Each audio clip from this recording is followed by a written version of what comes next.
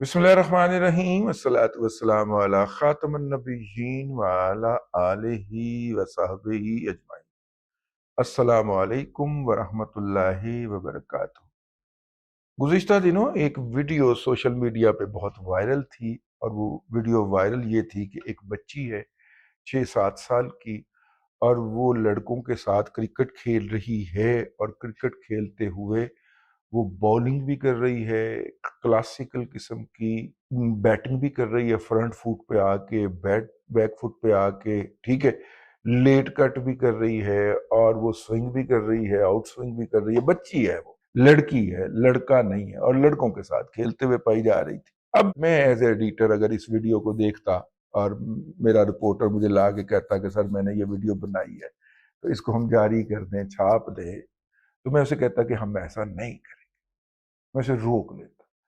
उसकी वजह यह है कि इसके नतीजे में जो कुछ हुआ वो मैं आपको बयान करना चाह रहा हूं, और ये है वो इंस्टीट्यूशन एडिटर का जिसको एक साजिश के तहत, एक प्लानिंग के तहत सेठ ने खत्म किया। अगर ये वीडियो ना चलती तो हालात बहुत बेहतर होते, लेकिन मैं आपसे अर्ज कर रहा हूं, पहले मैं कहानी सुना रहा। एक साहब ने व्यूज लेने के शौक में, व्यूज लेने के शौक में तो इनको पढ़ देंगे, व्यूज के लिए इतने अंधे हुए होते हैं, ठीक है। तो व्यूज लेने के शौक में इस बच्ची के को फिल्म आया, फिर इसका इंटरव्यू किया। अब इंटरव्यू के अंदर उसने कहा कि मैं वजीरिस्तान की रहने वाली हूँ, और यहाँ पे मेरे लिए कोई मौके नहीं है, मेरी जान को खतरा है, और मैं पंजाब की चीफ मिनिस्टर मरियम औरंगजेब साहिबा से ये इल्तमास करूंगी कि वो चूंकि माँ होने का दावा करती हैं, तो मुझे, मेरा भी हक है उन पे एक बेटी के तौर पे कि वो मुझे पंजाब में ले आए और मुझे दानिश स्कूल के अंदर दाखिल करवाएं, और मुझे क्रिकेट खेलने का मौका दें, और मैं पाकिस्तान की कौमी टीम के अंदर, खवातीन की कौमी टीम के अंदर खेलना चाहती। वो मासूफ अहमक जिसने व्यूज के लिए सारा कुछ किया, और उसने ये वीडियो जो थी वो डाल दी सोशल मीडिया के ऊपर, वो वायरल हो गई। अब इससे बहुत सारे पहलू जो थे वो ऐसे थे जो कि एक एडिटर ही रख सकता था कवर। मतलब जब आपने मरियम से की है बात, तो आप वजीरिस्तान में बैठे हुए हैं जो कि खैबर पख्तूनख्वा का भी दूर दराज इलाका, और वजीरिस्तान वो इलाका है जो हमने तकरीबन खाली छोड़ दिया था कि अफगानिस्तान के ये जितने भी अमरीकियों के खिलाफ नाम नहाद पैसे लेके लड़ने वाले मुजाहिद नाम नहाद जो हैं, ये अगर आए तो इधर छुप छुपा जाए। हमने उस इलाके में ज्यादा लैक स्लैक नहीं रखा कभी। और फिर हमें आके 12-13 साल के बाद कियानी साहब के दौर में वहां पे शुमाली वजीरिस्तान और जनूबी वजीरिस्तान में बकायदा इनको डंडे मार मार के निकालना पड़ा, JF थंडर साहब से बमबारी करनी पड़ गई। तो आप अंदाजा करें कि ये उस वजीरिस्तान में यानी कि रहने वाली है। जब उसने पंजाब की चीफ मिनिस्टर से गुजारिश की, इसका मतलब है कि उसने खैबर पख्तूनख्वा पे काबज 13 साल से जो काबज माफिया है उसके मुंह के ऊपर तो थप्पड़ मार दिया। और चूंकि वो सोशल मीडिया को अपने बाप की जागीर समझते हैं, यानी आपने उनके बाप की जागीर के घर में घुस के उनके मुंह के ऊपर थप्पड़ मार दिया, तो रिएक्शन तो आना था। उन्होंने आंख करवाई अपने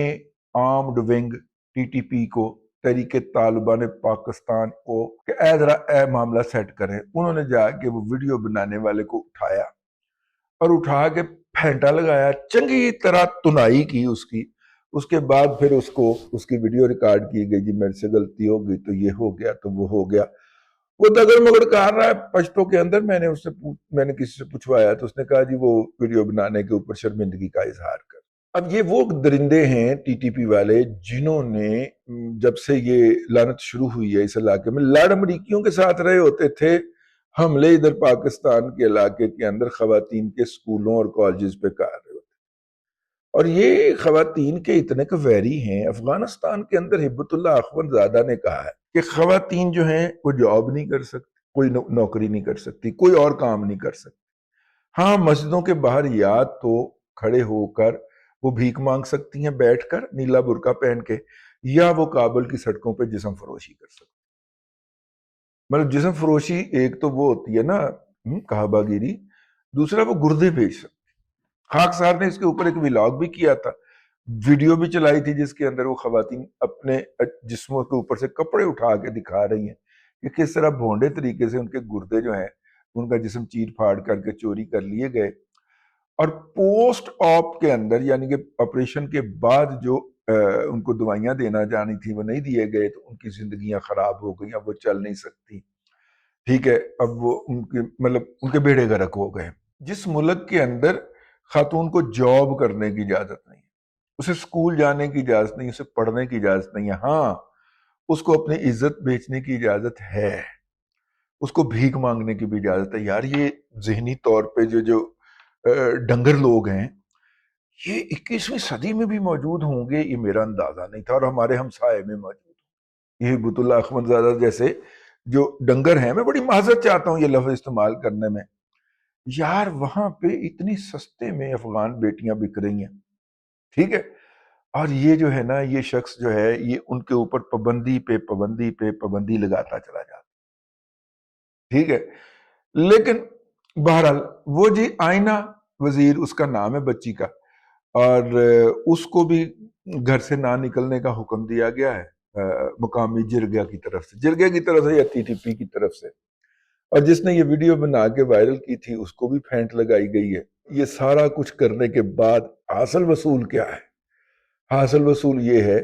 کہ وہاں پر روک سکو تو روک لو، تبدیلی آئی رے جو ہے وہ پچھلے 13 سال سے حکمران ہے، اور ایک آنے کا کام، بلکہ